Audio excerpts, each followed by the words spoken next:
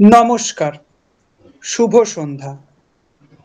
আমি সৌরদীপ অধিকারী আন্তরিক শুভেচ্ছা জানিয়ে আজকে মোদক ট্রেনার একাডেমি আয়োজিত এই মননশীল অনুষ্ঠানে আপনাদের সকলকে সাদরে স্বাগত জানাই।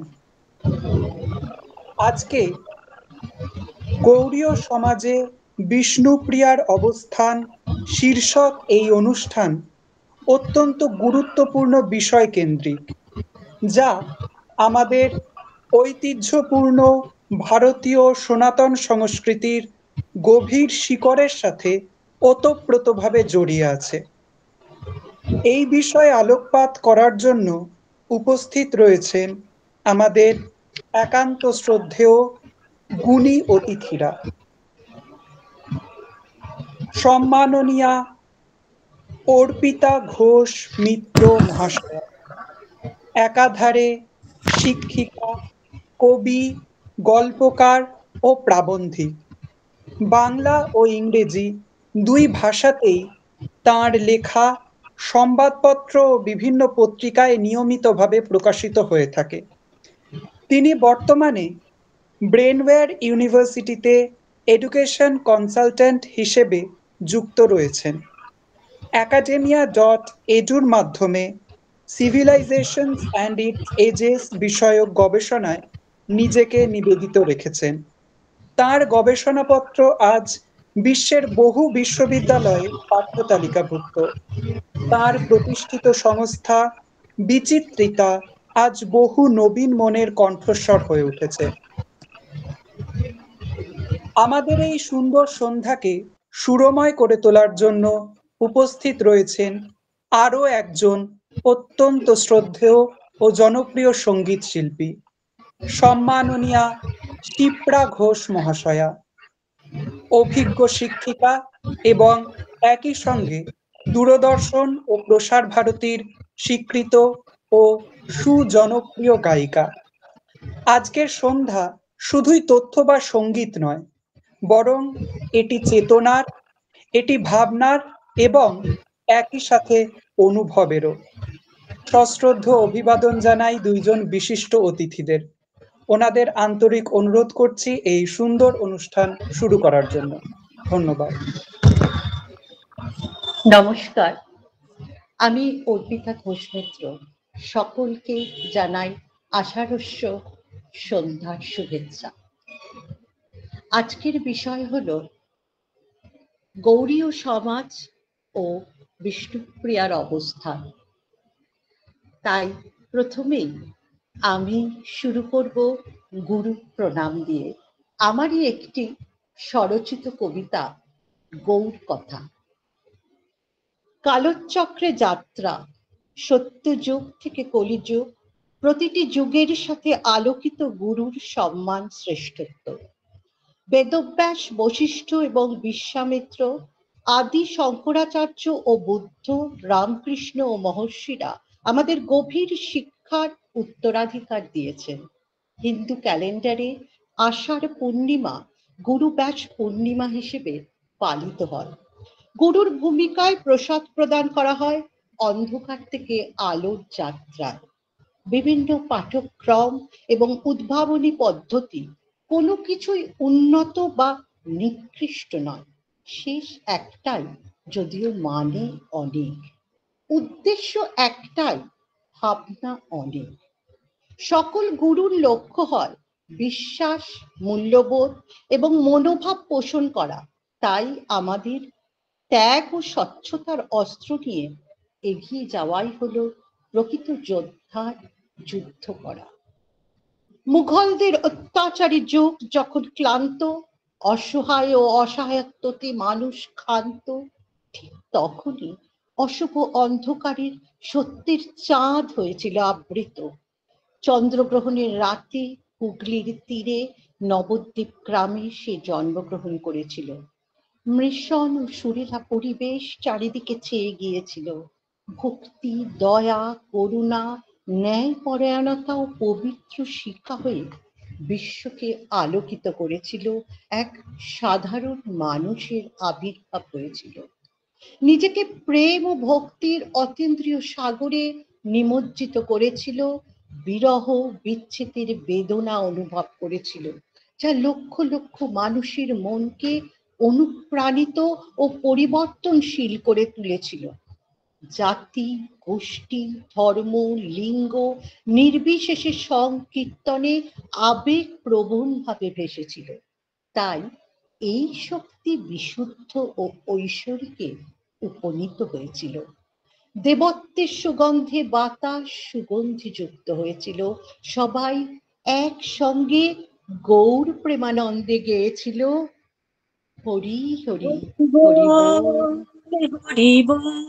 হরি বল, হরি বল, হরি বল, হরি বল, হরি বল, হরি বল, হরি।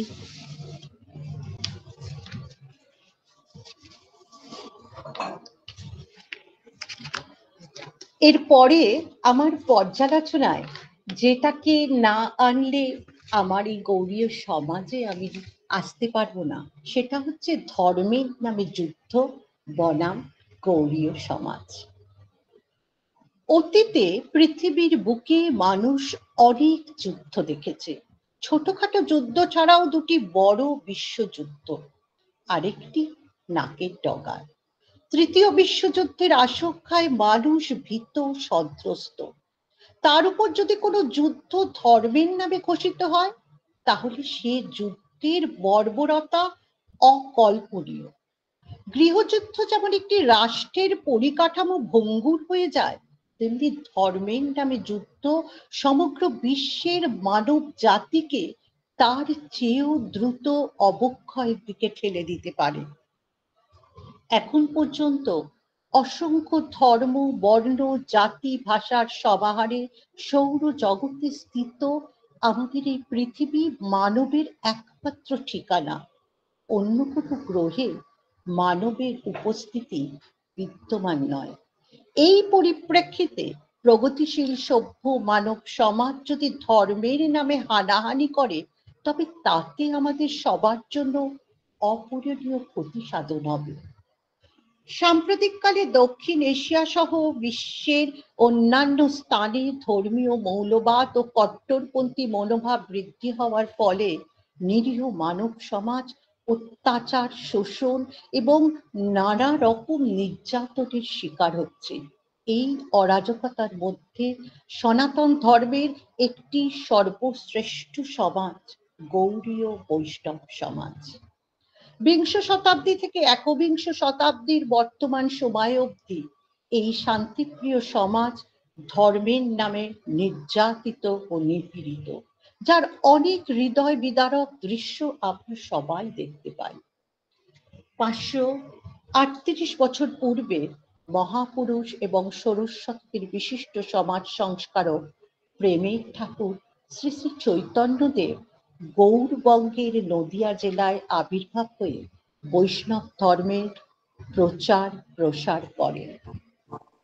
এসে এক রসিক পাগল বাঁধালে গোল নদের মাঝে দেখ সে তোরা। এসে এক রসিক পাগল বাঁধালে গোল নদের মাঝে দেখ সে তোরা।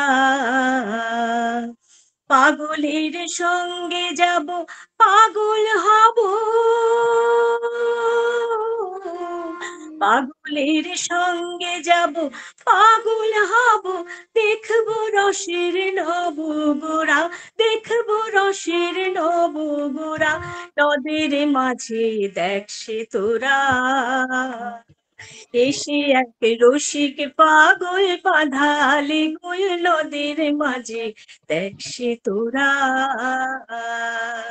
এসে এক রসিক পাগল বাঁধালে গোল নদের মাঝে দেখ সে তোরা। যে ধর্ম, হিংসা, ভেদাভেদ, ধর্মীয় কলহের উল্টো দিকে সকল ধর্ম, বর্ণ, ভাষা এবং জাতিকে আধ্যাত্মিক প্রেম, ঐক্যের বন্ধনে আবদ্ধ করে শান্তির বার্তা ছড়িয়ে দেয় দিকে দিকে, বর্তমানে পৃথিবীর আনাচে কানাচে গৌড়ী ও বৈষ্ণব সমাজ মানব শান্তির নিমিত্তে এগিয়ে চলেছে।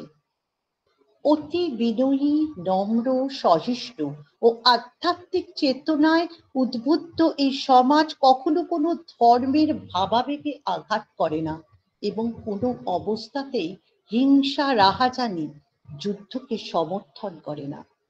সর্বদা ক্ষমাশীল, উদার, মানবতাবাদী।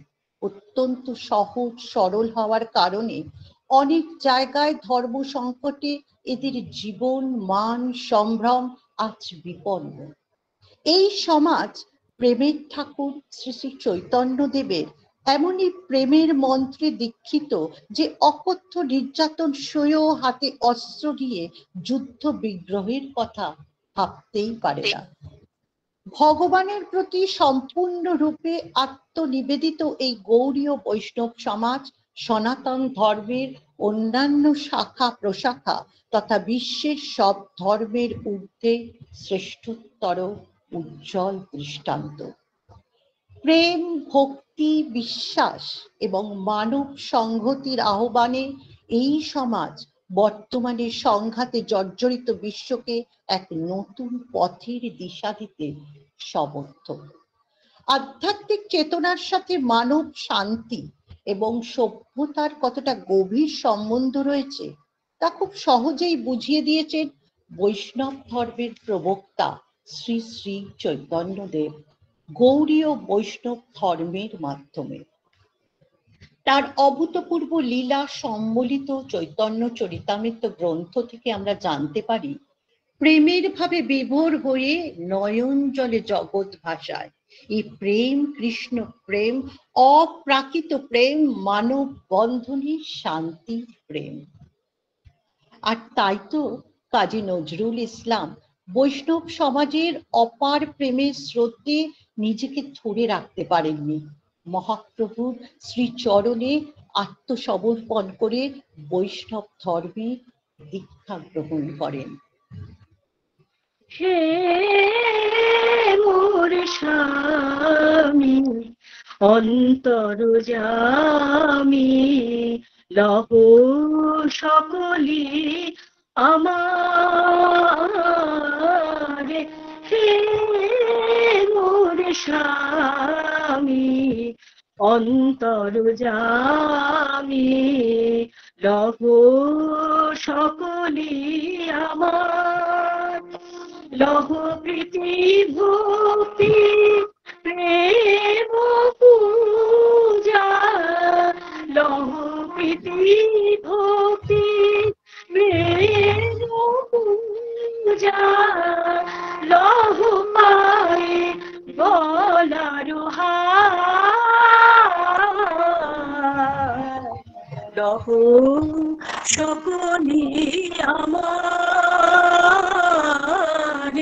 হে মোর স্বামী অন্তর্যামী,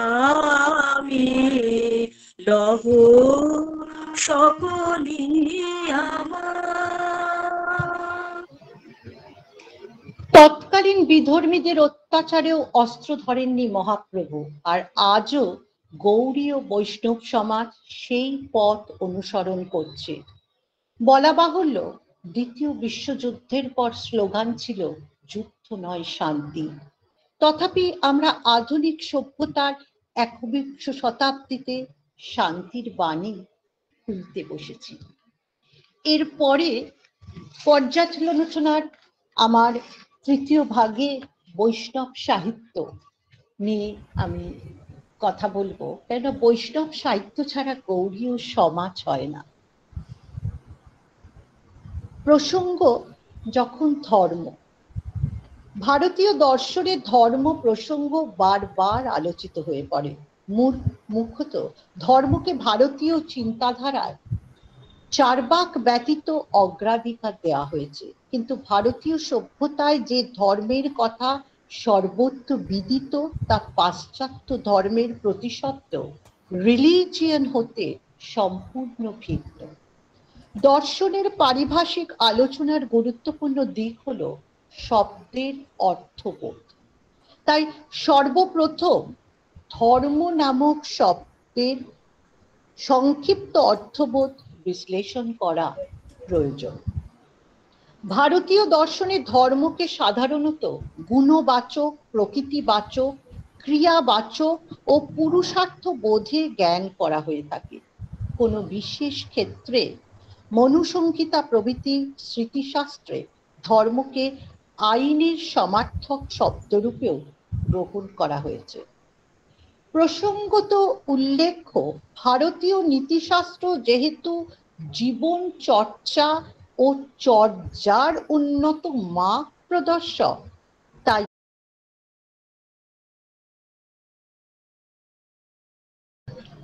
প্রসঙ্গত উল্লেখ্য, ভারতীয় নীতিশাস্ত্র যেহেতু জীবন চর্চা ও চর্যার উন্নত মাপ প্রদর্শক, তাই কার্যত নীতিশাস্ত্রে ধর্মকে অত্যাধিক গুরুত্ব আরোপ করা হয়েছে, যার প্রমাণস্বরূপ স্মৃতিশাস্ত্রে আমরা পাই ধর্মেণ হীনা পশুভি সমানা। ধর্মহীন ব্যক্তিকে পশু সম বলে অভিহিত করে তীর্যক তিরস্কার করতেও ছাড়েনি প্রাচীন স্মৃতি শাস্ত্রকারেরা।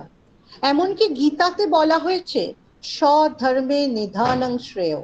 এই উক্তিটির উদ্দেশ্যমূলক তাৎপর্য হলো নিজ ধর্মের প্রতি অনুগত ও আদর্শনিষ্ঠ হওয়া। কাজেই এই মর্মে উপলব্ধি করা সহজ হলো যে ভারতীয় সংস্কৃতিতে ধর্মের পালন ও পোষণ কতখানি গুরুত্বপূর্ণ। ভারতীয় সংস্কৃতির জীবন চর্চা ও চর্যার মুখ্য প্রতিপাদ্য মাধ্যম হলো ধর্মময় উন্নত সুসংগঠিত জীবনযাপন, এতে কোনো সংশয় নেই। তবে এই ধর্মের ধারণাকালের ধারাভেদ পরিবর্তিত হয়ে এসেছে। যেমন বৈদিক যুগে ধর্মের ধারণার মধ্যে আমরা পাই স্বধর্ম, সাধারণ ধর্ম, আশ্রম ধর্ম, বিশেষ ধর্ম ও বর্ণ ধর্ম। পরবর্তীতে বৈগোত্তর যুগে স্মৃতিশাস্ত্রকারগণ পূর্ববর্তী ধারণার সাথে সংযোজন করে রূপ দিলেন বিশেষ কিছু ধর্মের, যেমন রাজধর্ম, প্রজাধর্ম, স্ত্রী ধর্ম, জাতি ধর্ম ইত্যাদি। মহাভারত ও রামায়ণ মহাকাব্যদ্বয়, এমনকি মনুস্মৃতি ও অর্থশাস্ত্রে এহেন ধর্মের আলোচনার উদাহরণ বিস্তর পাওয়া যায়। যদা যদা যদা হি ধর্মস্য গ্লানির্ভবতি ভারত অভ্যুত্থানম তদাত্মানম সৃজাম্যহম পরিত্রাণায় সাধূনাং বিনাশায় চ তুষ্টিতাং ধর্ম সংস্থাপনার্থায় সম্ভবামি যুগে যুগে।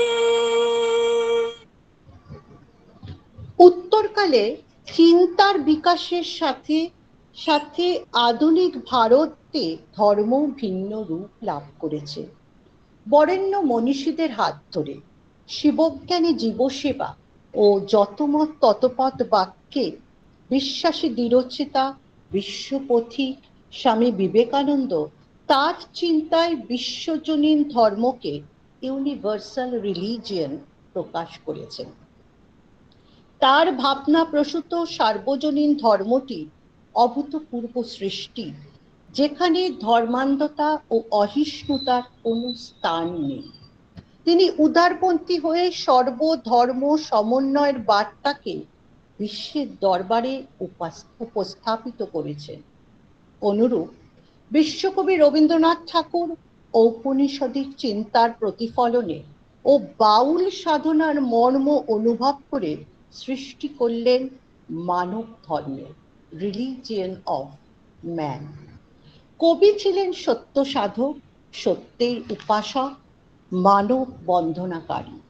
তিনি বিশ্বজনীন সৌভ্রাতৃত্ববোধকে আপন করে নিয়ে তার মানব ধর্মের প্রচার ও প্রসার সাধনে নিবিষ্ট হয়েছিলেন। কবির এই অভিনব ভিন্ন দর্শন আধুনিক ভারতীয় দর্শন চিন্তাকে সমৃদ্ধ করেছে। মহাবিশ্বে মহাকাশে মহাকালো মাঝে মহাবিশ্বে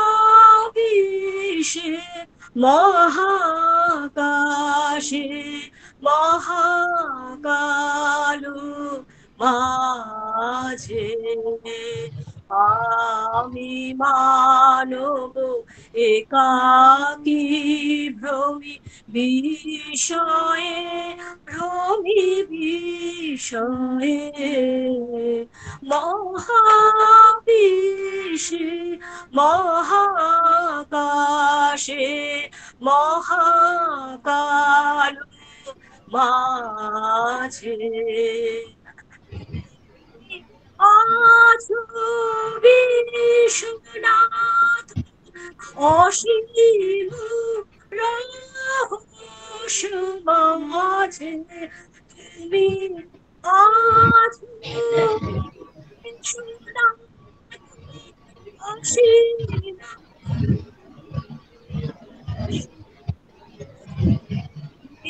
নীরবে একাকী আপন মহিমানি নয়ে মহাবিশ্বে মহাকাশে মহাকাল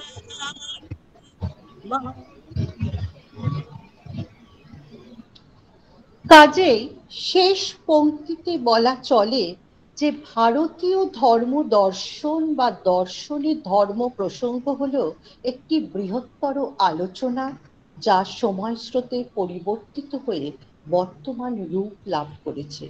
তবে প্রাচীন কাল থেকে আধুনিক কাল সর্বযুগেই ধর্ম ও ধর্ম দর্শন কেন্দ্রিক আলোচনার মূল উদ্দেশ্যই হলো দুঃখের আত্যন্ত্রিক নিবৃত্তির মাধ্যমে আনন্দ লাভ ও আত্ম উপলব্ধি। ধর্মের ধারণা পরিবর্তিত হলেও উদ্দেশ্য চিরনিত্য। এ কথার দ্বিমত পোষণ বিরল। এরপরে আমি একটু ছুঁয়ে যাব বৈষ্ণব সাহিত্যের সঙ্গে গৌড়ীয় সমাজের যে যোগসূত্র সেটাকে নিয়ে। বৈষ্ণব সাহিত্য হলো বৈষ্ণব ধর্ম ও দর্শনকে কেন্দ্র করে মধ্যযুগে রচিত একটি কাব্যধারা। এর মূল উপজীব্য রাধাকৃষ্ণের প্রণয় লীলা। দ্বাদশ শতকে সংস্কৃতে রচিত জয়দেবের গীত গোবিন্দম এ ধারার প্রথম কাব্য। চতুর্দশ শতকে বড়ু চণ্ডীদাস বাংলা ভাষায় রচনা করে শ্রীকৃষ্ণ কীর্তন নামে একটি আখ্যান কাব্য। এটি বাংলা ভাষায় রচিত প্রথম কাব্য। রাধাকৃষ্ণের লীলা বিষয়ক বিভিন্ন ভাবে 418টি স্বয়ং সম্পূর্ণ পদ এতে রয়েছে। পদগুলি গীত উপযোগী করে রচিত। পদশীর্ষে সংশ্লিষ্ট রাগ তালের উল্লেখ আছে। বাংলা সাহিত্যের ইতিহাস সে নানা কারণে শ্রীকৃষ্ণ কীর্তন আজও অতুলনীয়। এই শতকেরই দ্বিতীয় ভাগে চণ্ডীদাসের আবির্ভাব ঘটে। রাধাকৃষ্ণের প্রেমলীলা অবলম্বনে তিনি অনেক উৎকৃষ্ট মানের পদ রচনা করেন। পঞ্চদশ শতকে মিথিলার কবি বিদ্যাপতি ব্রজবলিতে রাধাকৃষ্ণের লীলা বিষয়ক অনেক পদ রচনা করেছেন। বাঙালিদের কাছে পদগুলি প্রভূত জনপ্রিয়তা লাভ করে।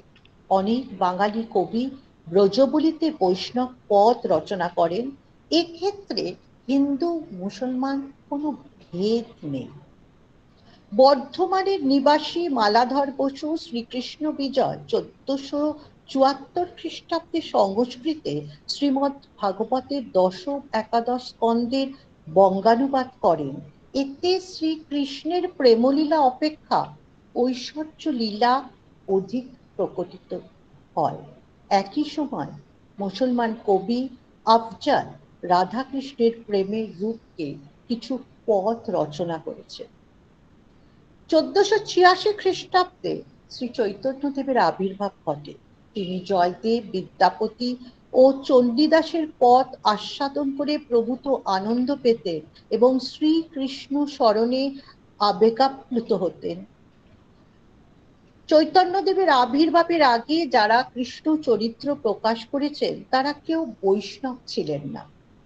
তাদের রচিত পদাবলিতে রাধাকৃষ্ণ লীলার আধ্যাত্মিক দিক প্রকাশ পায়নি।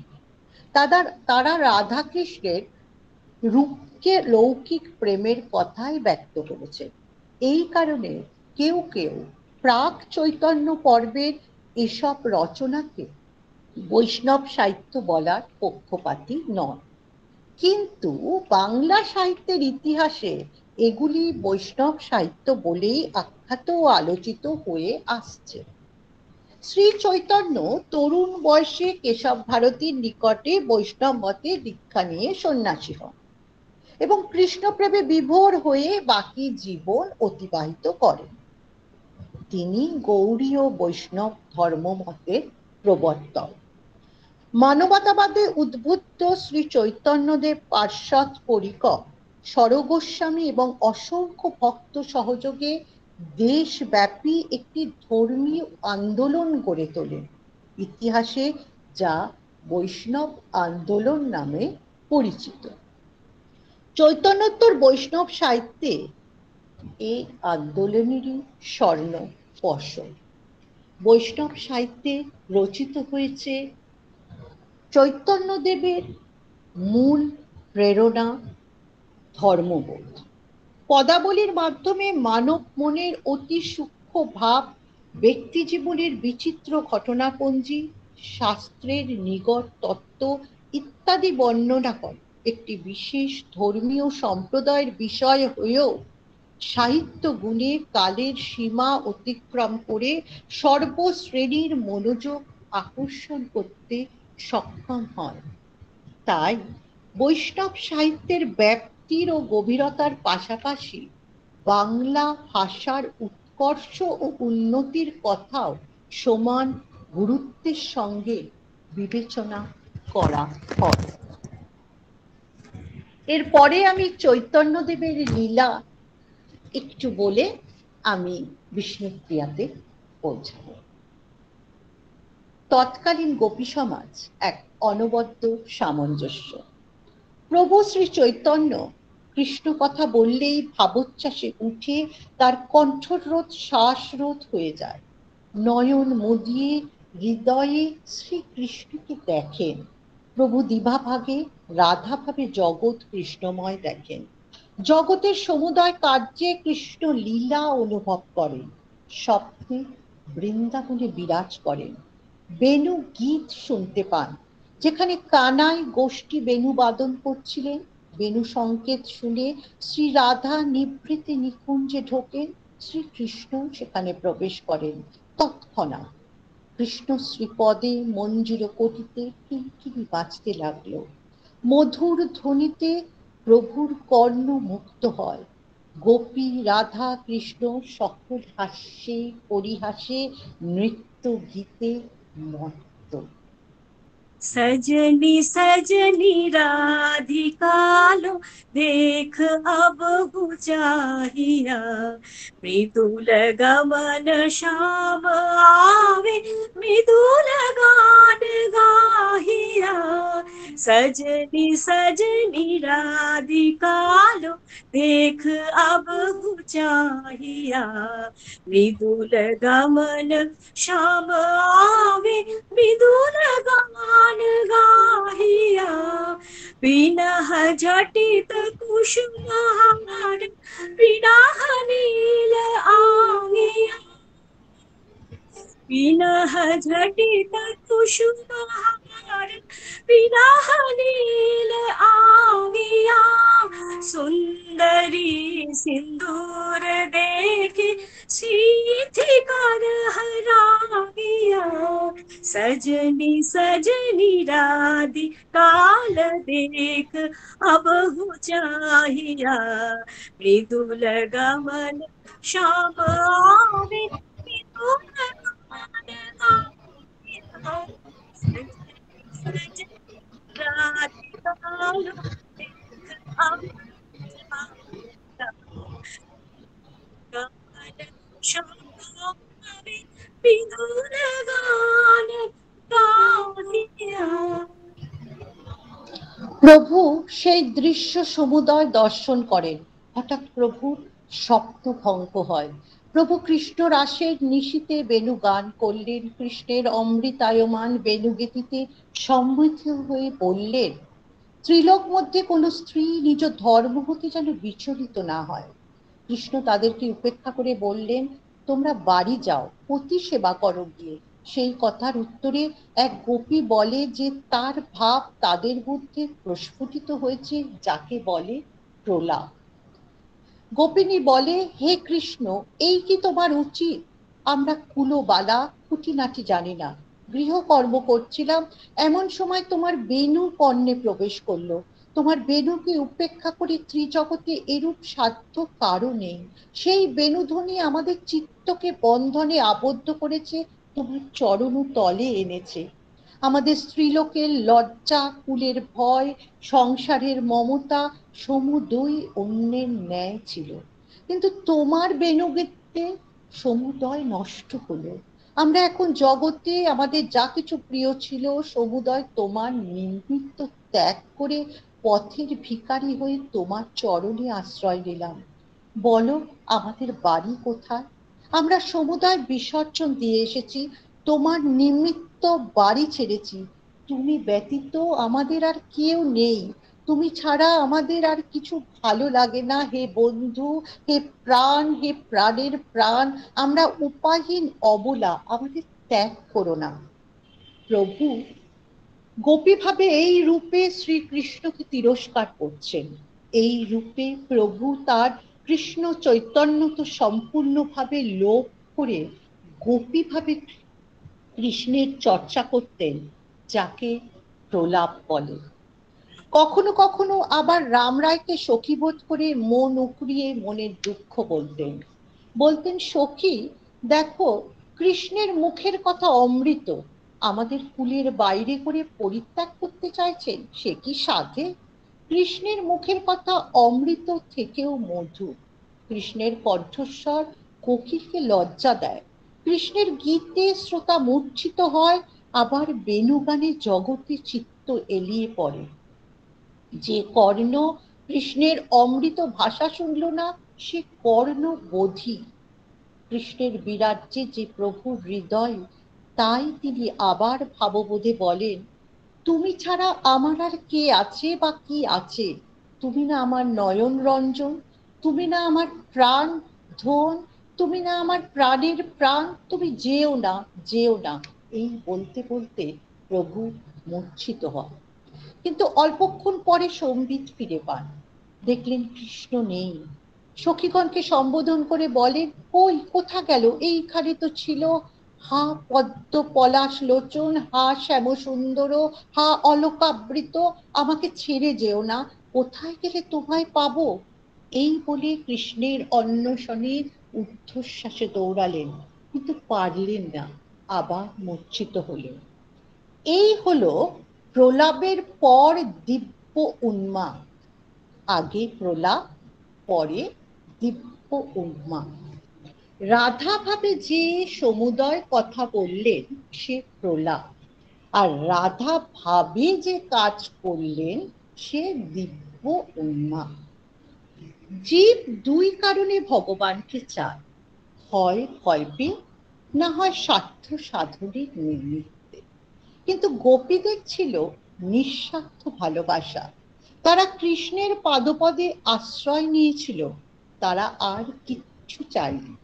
তারা সংসার, ধর্ম, পূজা অর্চনা, জীবে দয়া, মন্দির স্থাপন, সর্বজন অবলম্বিত পথ ত্যাগ করে কৃষ্ণের বেণুগান শুনে ও তার রূপে উন্মত্ত হয়ে নিজেদের আত্মসমর্পণ করে। গোপীগণ দেখিয়েছিল যে তারা প্রেমের উপাসক। কৃষ্ণ যে শুধু সর্বশক্তিমান নয়, তিনি মাধুর্যময়। তাই বৈষ্ণবগণ মাধুর্যের উপাসক। শ্রীকৃষ্ণ ভগবানের মাধুর্য বোঝানোর জন্যই শ্রী গৌরাঙ্গে অবতীর্ণ হওয়া। এরপরে আমার পর্যালোচনায় আসছে বিষ্ণুপ্রিয়া চেতনায় চৈতন্য। শ্রী ভূ লীলা নামে ভগবানের তিনটি শক্তি আছে। বিষ্ণুপ্রিয়া হলেন ভূ শক্তি স্বরূপিণী। শ্রী সনাতন মিশ্রয়াত পুরা সত্রাজিত নাপা বিষ্ণুপ্রিয়া জগৎ মাতা ইয়াত কন্যা ভূ সুরভি। কৃষ্ণলীলায় যিনি রাজা সত্রাজিৎ ছিলেন, তিনি ছিলেন চৈতন্য লীলায় সনাতন মিশ্র। মহাবিশ্বে মা ভগবানের ভূ শক্তির অবতার বিষ্ণুপ্রিয়া। কৃষ্ণ রাজা সত্রাজিতের কন্যা এবং যদু রাজকন্যা সত্যভামাকে বিয়ে করেছিলেন। গৌরলীলায় এই সত্রাজিৎ সনাতন মিশ্র হয়েছিলেন। বিষ্ণু তত্ত্বের সমস্ত প্রকাশের তিনটি শক্তি রয়েছে, যা শ্রীভূমি এবং লীলা নামে পরিচিত। লক্ষ্মীপ্রিয়া দেবী তার মহিমান্বিত গৌর নারায়ণ দৃষ্টিভঙ্গিতে মহাপ্রভুর শ্রী শক্তি, বিষ্ণুপ্রিয়া তার ভূ শক্তি এবং নবদ্বীপ ধাম তার লীলা শক্তি। শ্রীলয় গদাধর পণ্ডিত গোস্বামী হলেন গৌর কৃষ্ণের শক্তি বা কৃষ্ণের অবতার মহাপ্রভু। জ্ঞান দুই প্রকার, অপরাবিদ্যা বা বস্তুগত জ্ঞান এবং পরাবিদ্যা বা অতীন্দ্রিয় জ্ঞান। বিষ্ণুপ্রিয়া দেবী হলেন অতীন্দ্রিয় জ্ঞানের মূর্তি। জীবের পাপ মোচনের তরে সত্য ত্রেতা দাপরের কঠোর তপস্যা পরিহার করে কলিতে এলেন শ্রী চৈতন্য, কৃষ্ণ নামের রত্ন। এলেন অনন্ত বিরহে গৌর প্রেমের কাঙালিনী বিষ্ণুপ্রিয়া অভাগিনী। আমি আজকে বলছি তারই জীবন কাহিনী।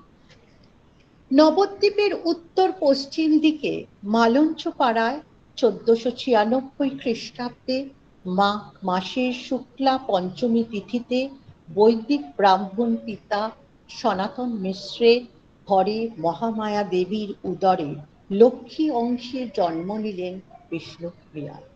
তিনি ছিলেন পিতার প্রথমা কন্যা। গৃহদেবতা বিষ্ণুর ভজনা করে জন্ম হয় জন্য কন্যার নাম হয়েছে বিষ্ণুপ্রিয়া। কাঞ্চনা আর অমিতা ছিলেন তার অন্তরঙ্গ বাল্য সখী। বাল্য তপস্বিনী বিষ্ণুপ্রিয়া করেন পূজা পার্বণ, জপ ধ্যান করেন, শাস্ত্র অধ্যয়ন। গঙ্গার ঘাটে নিমাইয়ের মাতা শচী দেবী বিষ্ণুপ্রিয়াকে দেখে তার খুব ভালো লাগে, পছন্দ হয় এবং আনতে চায় হরির বউ করে। সনাতন মিশ্র রাজপণ্ডিত, অতি ধনী, আর শচীমাতা অত্যন্ত গরিব হওয়া সত্ত্বেও ঘটক কাশীনাথ মিশ্রকে পাঠিয়ে দিলেন বিয়ের প্রস্তাব নিয়ে। সনাতন মিশ্র সানন্দে এই প্রস্তাব মেনে নিয়ে বিয়ের ব্যবস্থা করলেন। গঙ্গার ঘাটে নিমাইকে দেখে বিষ্ণুপ্রিয়ারও ভালো লাগতো এবং মনে মনে নিমাইকে পাওয়ার আশায় দূর থেকে প্রণাম জানাতেন আর গোপনে গোপনে গানে গানে বলতেন, প্রভুরে দেখিয়া ভালো যে বাসিয়া রেখেছি যতনে হিয়াতে গাথিয়া, আমি গাথিয়া রেখেছি পতি রূপে পেতে তারে গাথিয়া রেখেছি। পরিশেষে 1507 সাল বৈশাখী পূর্ণিমা তিথিতে সেই শুভক্ষণে গোধূলি লগ্নে বিয়ে হলো নিমাই পণ্ডিত আর বিষ্ণুপ্রিয়া। নিমাই পণ্ডিতের বয়স তখন 21 আর বিষ্ণুপ্রিয়ার বয়স তখন 11 কি 12 বছর। ঘোমটার আড়ালে বিষ্ণুপ্রিয়া দেবী আর চোখে হেরে পথি মুখে ছবি। ভাবছেন মনে মনে, কি সুন্দর মুখ, কিভাবে বিধি দিল এত বড় সুখ। বিবাহের দ্বিতীয় দিন সিঁদুর দান সম্পন্ন হলে নববধূ নিয়ে নিমাই চললেন বাড়িতে। বরণ করে নিলেন নব দম্পতিকে, আশীর্বাদ করলেন শচী মাতা। গৃহে যেন লক্ষ্মী ফিরে এসেছে। শুরু হলো বিষ্ণুপ্রিয়া দেবীর সংসার জীবন। শাশুড়ির ভালোবাসা, স্বামী সোহাগে সুখে ভরে উঠল বিষ্ণুপ্রিয়ার মন। অচিরেই সমাজপতিদের তীর্যক সমালোচনায় নিমাই পণ্ডিত যাত্রা করলেন মৃত পিতা জগন্নাথ মিশ্র ও প্রথমা স্ত্রী লক্ষ্মীপ্রিয়ার উদ্দেশ্যে গয়ায় পিণ্ডদান করতে। একা হয়ে গেলেন বিষ্ণুপ্রিয়া। 3 মাস কাটলো সেই গয়া ধামে। সেখানে বিষ্ণু মন্দিরে পূজা অর্চনার্থে তার মনের এক অভাবনীয় পরিবর্তন দেখা দিল। দেখা হলো ঈশ্বরপুরীর সাথে, দীক্ষা নিলেন তার কাছে। ভক্তি সাগরে তলিয়ে গেলেন নিমাই পণ্ডিত। কৃষ্ণ নাম বিনে গৃহে তার মন বসে না। বিষ্ণুপ্রিয়া আর প্রাণ ভরে স্বামীর সেবা করতে পারে না। বেশিরভাগ দিনই ভাবান্তরে ডুবে থাকতেন নিমাই পণ্ডিত। নিমাই পণ্ডিতের এই পরিবর্তন পাষাণ হৃদয়ে মেনে নিয়েছিলেন বিষ্ণুপ্রিয়া দেবী। ধীরে ধীরে বৃহত্তর ভক্তবৃন্দের সাথে মেতে কেটে গেছে তার কত দিন, কত রাত হরিবাসরে। ঘরে ফেরেননি নিমাই, যাপন করেছেন ব্যর্থ নিশি দেবী বিষ্ণুপ্রিয়া। সিদ্ধান্ত নিলেন নিমাই করবেন গৃহত্যাগ, যাবেন সন্ন্যাসে, বিলাইবেন নাম, উধারিবেন জীব। বিষ্ণুপ্রিয়া তখন বাপের বাড়িতে। হারিয়ে গেল তার নাকের সোনা, বুঝতে পারলেন অমঙ্গলের চিহ্ন। তাই তো গানে গানে বলে উঠলেন, খসিয়া পড়িল নাকেরই সোনা, অমঙ্গলের চিহ্ন যাই গো জানা। সত্য হলো তার ধারণা। শুনতে পেলেন স্বামীর গৃহত্যাগের কথা। ফিরে এলেন স্বামী গৃহে, নিরস্ত করলেন স্বামীকে সন্ন্যাস গ্রহণ হতে। কিন্তু সন্ন্যাস যার ভবিতব্য, সেই বিধির বিধান খণ্ডাবে কে? এলো সেই বিষাদময় রাত্রি।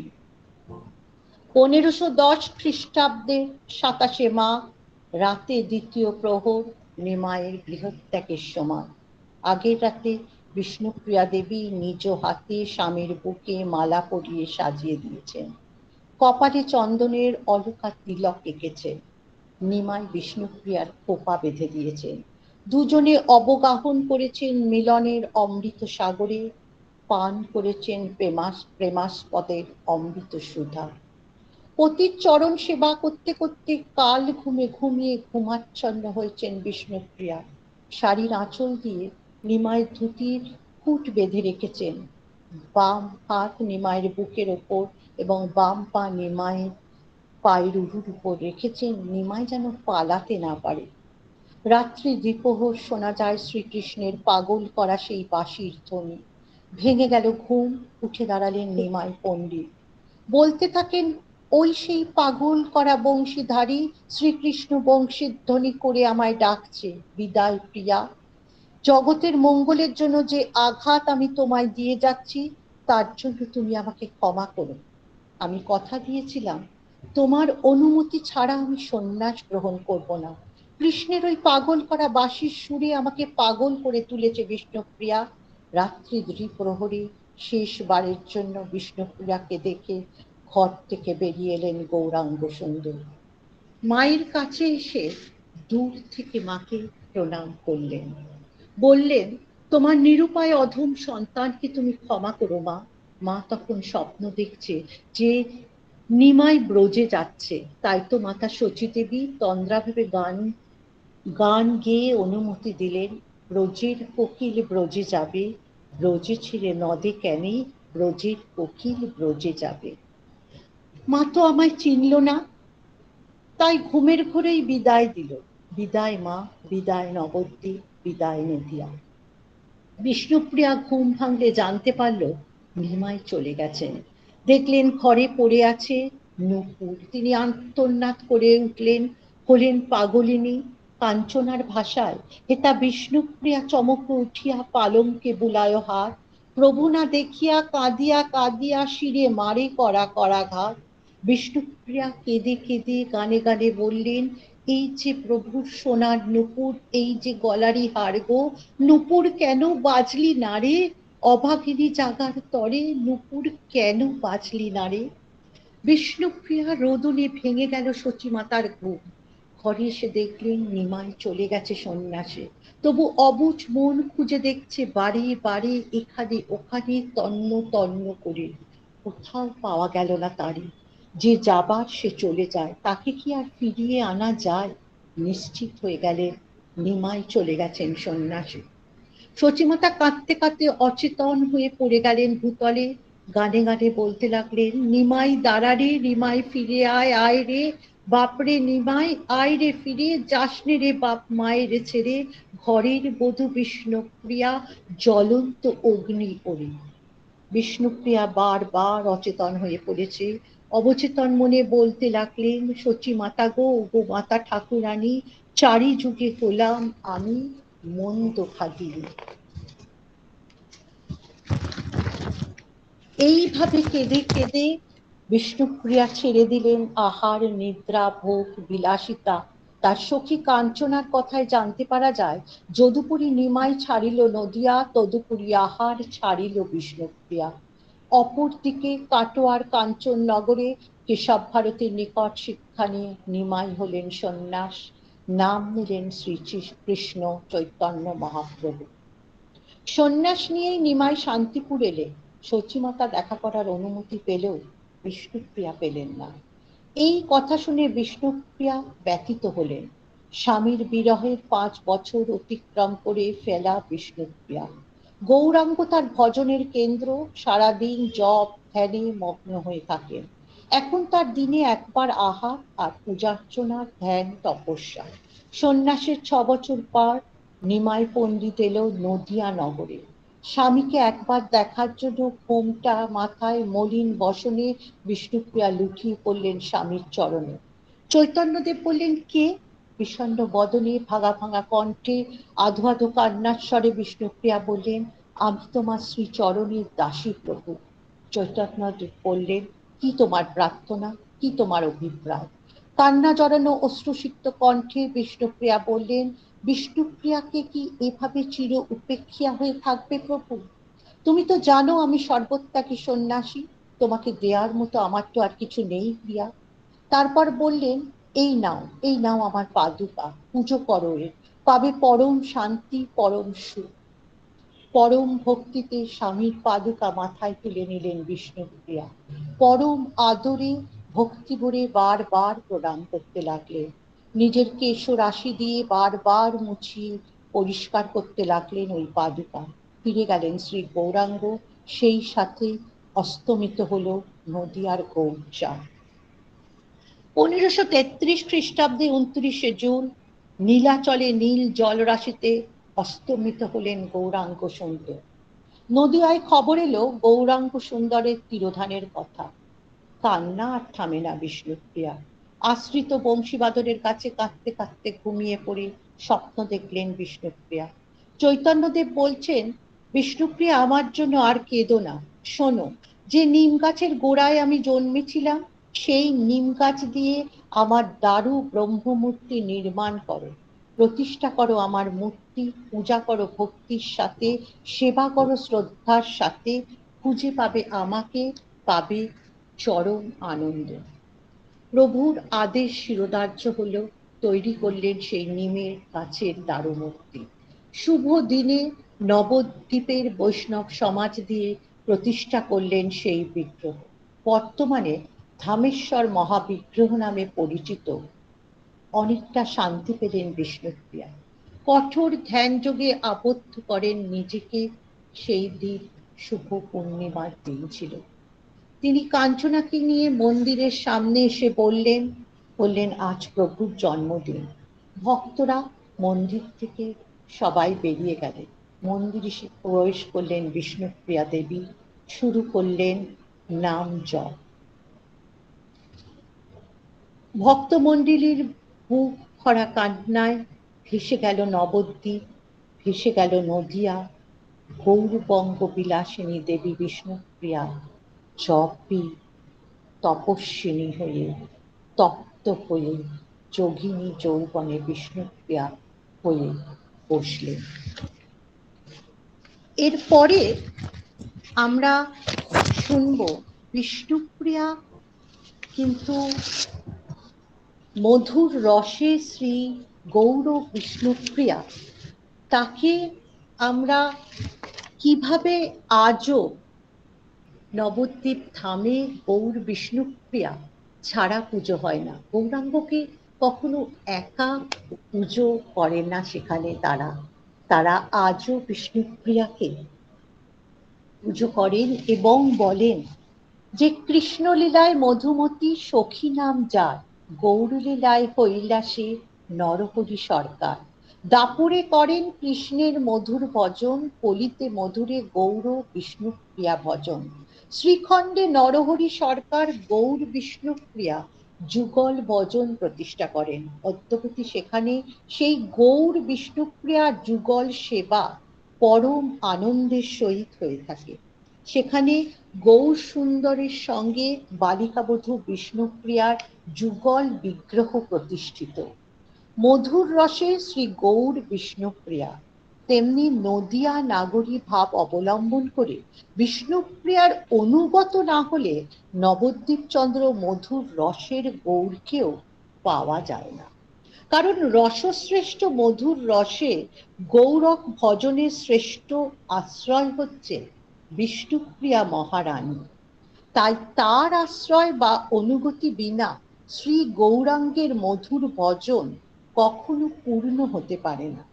আর তাই মহাজনগণ যেমন শ্রীখণ্ডের নরহরি সরকার, খেতড়িতে নরোত্তম দাস ঠাকুর, নরসঙ্গীতে শ্রীমা দাদা এই গৌর বিষ্ণুপ্রিয়া যুগল ভজন প্রতিষ্ঠা করে।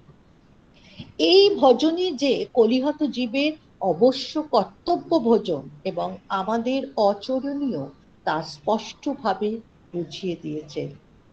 তাই যখনই আমরা গেয়ে উঠি জয় গৌর বিষ্ণুপ্রিয়া, কৃষ্ণলীলায় মধুপতি সখী নাম যার, গৌর লীলায় কৈলাসে নরহরি সরকার, দাপুরে করেন কৃষ্ণের মধুর ভজন,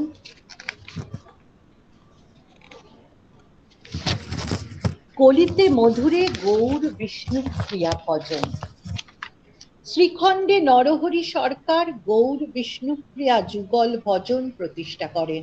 অদ্যপতি সেখানে সেই গৌর বিষ্ণুপ্রিয়া যুগল সেবা পরম আনন্দের সহিত হয়ে থাকে। সেখানে গৌর সুন্দরের সঙ্গে বালিকাবধূ বিষ্ণুপ্রিয়ার যুগল বিগ্রহ প্রতিষ্ঠিত।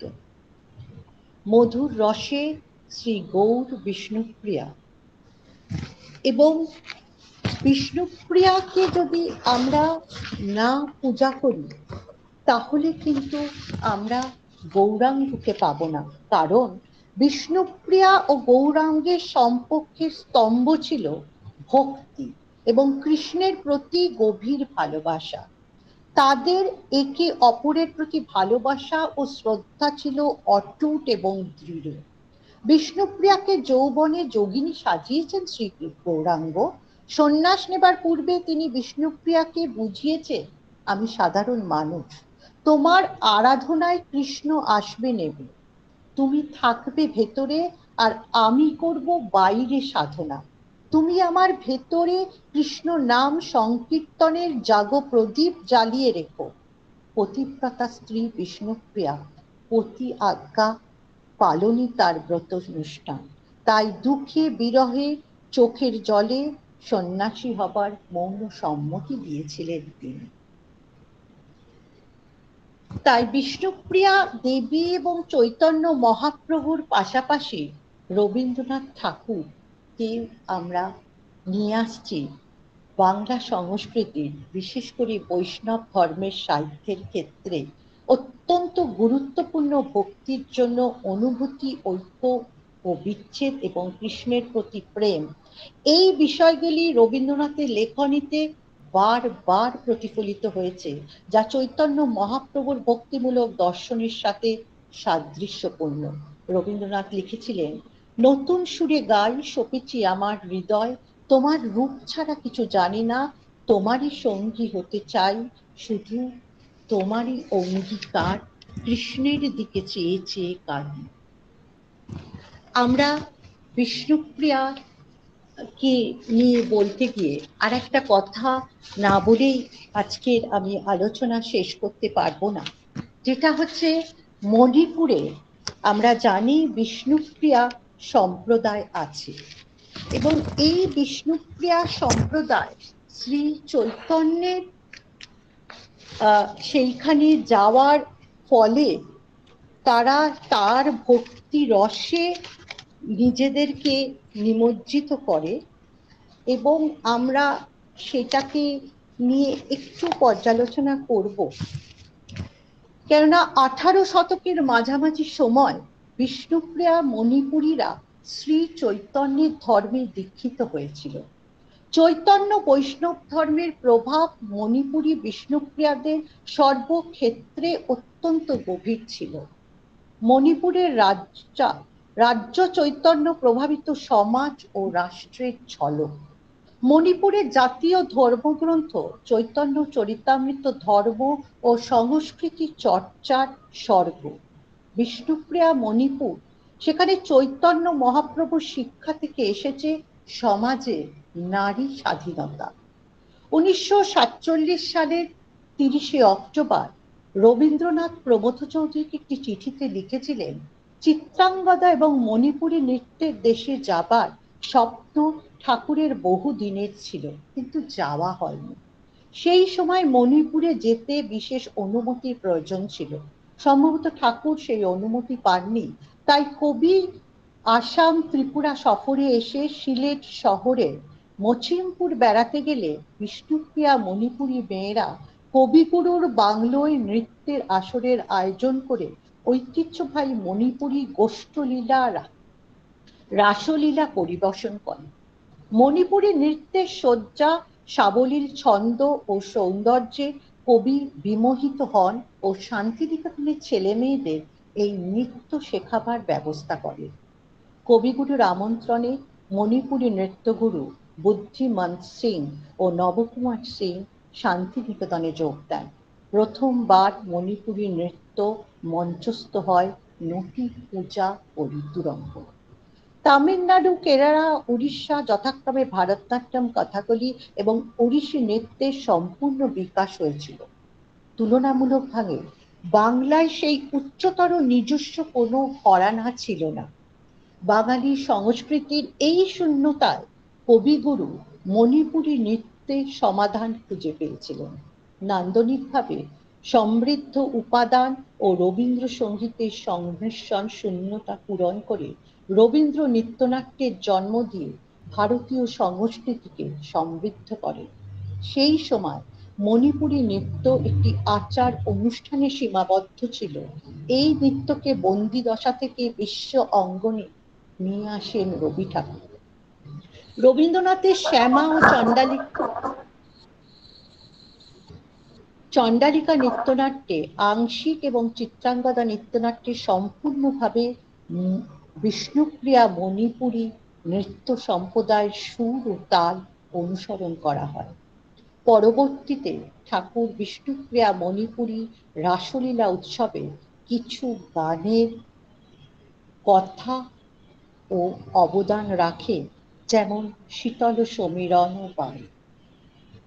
তো বিষ্ণুপ্রিয়া শুধু যে আমাদের কাছে গৌরাঙ্গ মহাপ্রভু স্ত্রী নয়, তিনি আমাদের নারী স্বাধীনতার একটা দিক দেখিয়েছেন। ঘরের মধ্যে আবদ্ধ থেকেও নারী তার নিজ ধর্মকে, নিজ দিককে প্রতিষ্ঠা করতে পারে এবং সর্বব্যাপী প্রচার করতে পারে।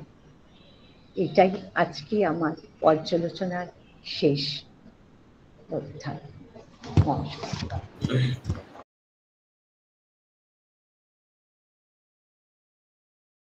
আমরা প্রোগ্রাম সমাপ্তি ঘোষণা করার জন্য একটু ডেকে নিচ্ছি আমাদের মধু ট্রেনার একাডেমির advisory board member professor Manatosh Dasgupta স্যারকে।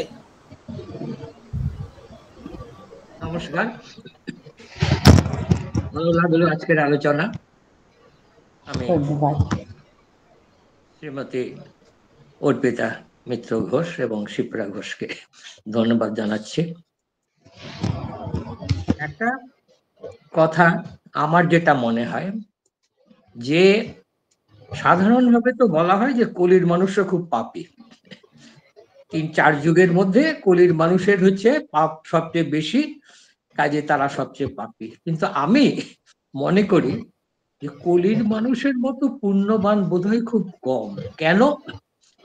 কলিতেই একমাত্র আমরা দেখি যুগ পুরুষদের সঙ্গে, অবতার পুরুষদের সঙ্গে লোকমাতার আসে। এর আগে কিন্তু কোনো যুগে আমরা অবতার পুরুষদের সঙ্গে লোকমাতাদের দেখতে পাইনি। আমরা যে পঞ্চকন্যা স্নারে নৃত্যাং বলি, এই পঞ্চকন্যা কেউ কিন্তু সেই অর্থে লোকমাতা নয়।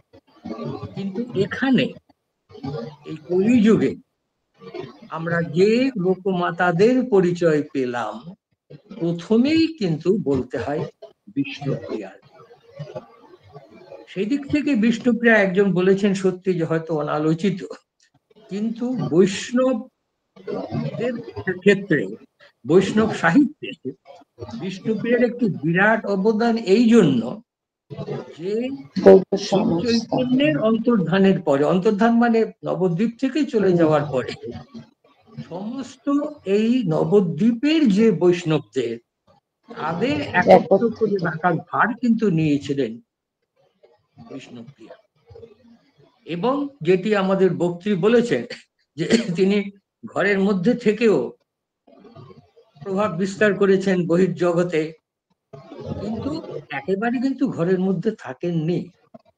1538 খ্রিস্টাব্দে নরোত্তম দাস গৌরচন্দ্রিকার প্রবর্তন করেন।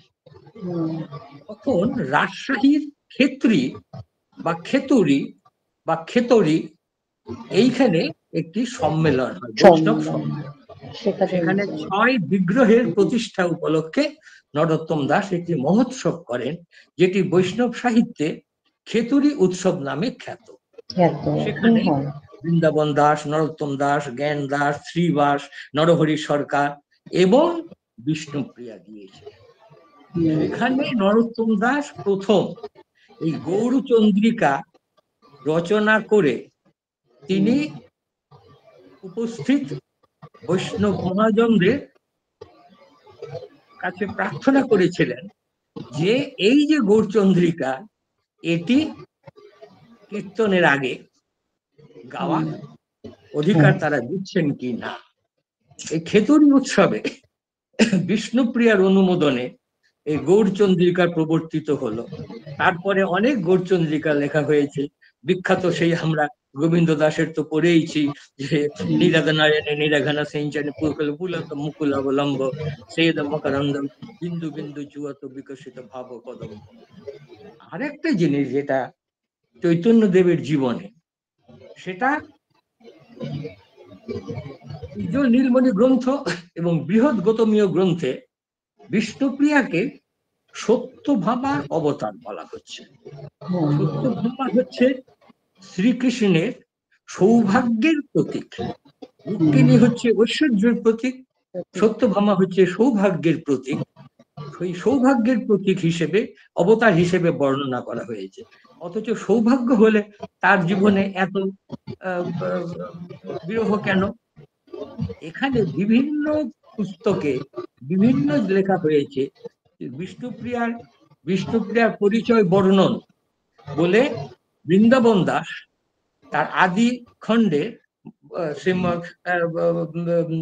তার পুস্তকে বইয়ে চৈতন্য ভাগবতের এই আদি খণ্ডের 10ম অধ্যায়ে বিষ্ণুপ্রিয়ার পরিচয় বর্ণন পুরো একটি লিখেছেন। সেখানে তাদের বিবাহটি এমন ভাবে বর্ণনা করেছেন যেটি একেবারে কালিদাসের কুমার সম্ভবমের সঙ্গে মিলে যায়। এবং সেখানে তিনি বলছেন যে লোকে মনে করছে রামচন্দ্র সীতা, শিব পার্বতী, এবং সত্যি সত্যি তারা যেন এসেছেন এদের আশীর্বাদ করতে। আরেকটা জিনিস হচ্ছে এই যে এই বিভিন্ন পুস্তকে আমাদের কৃষ্ণদাস কবিরাজ মহাশয় কিন্তু বিষ্ণুপ্রিয়া সম্বন্ধে অতটা বেশি লেখেননি, কিন্তু একটা জায়গাতে তিনি লিখেছেন তাদের বিরহ থাকলেও মিলনের একটি অন্তঃশিলা হয়ে মিলনের ফল্গুধারা বইছিল। প্রতাপরুদ্র প্রত্যেক বছর শ্রী চৈতন্যদেবকে শাড়ি উপহার দিত। সেই শাড়িটি অত্যন্ত মহার্ঘ শাড়ি এবং অনেক কারুকার্য মণ্ডিত। সেই শাড়িটি চৈতন্যদেব নবদ্বীপের ভক্তদের দিয়ে শচী দেবীর কাছে পাঠিয়ে দিতেন। খুব স্বাভাবিক সে আমরা বুঝি, বা উনি লিখেওছেন যে শচী দেবী কি আর সেই শাড়ি পরবেন? সেই শাড়িটি বিষ্ণুপ্রিয়ার উদ্দেশ্যে। অমিয় নিমাই চরিত মহাত্মা শিশির কুমার তিনি বিষ্ণুপ্রিয়া সম্বন্ধে বিরাট লিখেছেন, এবং তিনি লিখছেন যে গৃহত্যাগের আগের দিন রাত্রিরে চৈতন্যদেব আর শ্রী বিষ্ণুপ্রিয়া এক শয্যায় বক্ষ লগ্ন হয়েছিলেন, এবং শ্রী চৈতন্যদেব বললেন, তুমি যদি অনুমতি না দাও আমি সন্ন্যাস নেব না। অনেক বস্তুধারার মধ্যে তিনি বললেন, তুমি বিশ্বের জন্য, মানুষের জন্য গৃহত্যাগ করবে, আমি বাধা হয়ে দাঁড়াবো না। তখন চৈতন্যদেব বললেন, হ্যাঁ বাধা তুমি দিচ্ছ না, কিন্তু তুমি আমার সঙ্গে থাকবে, কেননা যারা শ্রীকৃষ্ণের নাম করবে, আমার কথা বলবে, তারা সঙ্গে সঙ্গে তোমার ত্যাগের কথা বলবে। এই যে বিষ্ণুপ্রিয়া আরো বিভিন্ন ভাবে অনেক বলা যায় যে বৈষ্ণব সাহিত্যে বিষ্ণুপ্রিয়া, আগে আমরা বললাম যে বৃহৎ গৌতমীয় তন্ত্র এবং উজ্জ্বল নীলমণিতে বিষ্ণুপ্রিয়াকে সত্যভামার অবতার হিসেবে বলা হয়েছে, এবং প্রবাস জীবন চৌধুরী আর শ্রীকৃষ্ণের বিদায়ের রাধিকার বাণী, সেখানে যে চিত্রটি এঁকেছেন একেবারে অমিয় নিমাই চরিতে সেই শ্রীকৃষ্ণ এই গৃহত্যাগের ঠিক পূর্ব রাত্রে চৈতন্যদেব এবং বিষ্ণুপ্রিয়া। বিষ্ণুপ্রিয়া যখন তিনি চলে গেলেন চৈতন্যদেব, আবার যখন সন্ন্যাসী করে এলেন, তখন তিনি দেখলেন যে একজন তপকৃষ্টা রমণী দূরে দাঁড়িয়ে আছে, চিনতে পারেননি। তখন বললেন যে এ কে? বলেন বিষ্ণুপ্রিয়া। তিনি বললেন যে বিষ্ণুপ্রিয়া নাম তব করো হয়ে সার্থক, বিষ্ণুপ্রিয়া নাম তোমার সার্থক করো। এবং বিষ্ণুপ্রিয়া মনে মনে, কিন্তু মজা হচ্ছে যে যখন নাকি গাওয়া হতো না যে কহ গোবিন্দ লহ গোবিন্দ ভজ গোবিন্দের নাম রে, তিনি ওই জায়গাটুকুতে বলতেন কহ গৌরাঙ্গ লহ গৌরাঙ্গ ভজ গৌরাঙ্গের নাম।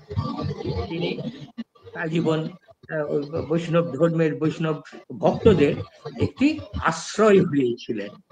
কাজেই আজকের যে শীর্ষক ছিল বৈষ্ণব ধর্মে, বৈষ্ণবদের মধ্যে, ভক্ত বৈষ্ণবদের মধ্যে বিষ্ণুপ্রিয়ার স্থান সত্যি খুব উঁচু। এবং আমি মনে করি যে এই যে লোকমাতা এবং লোকপুরুষ, এদের মধ্যে এই যে জুটি, এর মধ্যে প্রথম জুটি অবশ্যই বিষ্ণুপ্রিয়া। কাজেই বিষ্ণুপ্রিয়া নিয়ে আরো অনেক বলা যায়, কিন্তু আজকে যেভাবে তিনি বললেন খুব ভালো লেগেছে। আর তিনি তার বক্তব্যকে কয়েকটি ভাগে ভাগ করেছেন, প্রত্যেক ভাগ নিয়ে আলাদা করে আলোচনা হতে পারে। কাজেই তার আলোচনা, তার বাচন শৈলী এবং সঙ্গীতের অনুষঙ্গ সব আমাদের মোহিত করেছে। কাজেই আমি আমার নিজের পক্ষ থেকে, আমার একাডেমির পক্ষ থেকে আজকের নেত্রী শ্রীমতী অর্পিতা ঘোষ, মিত্র ঘোষ এবং গায়িকা সুশীপ্রিয়া ঘোষকে অন্তর্মুখিত ধন্যবাদ এবং সাধুবাদ।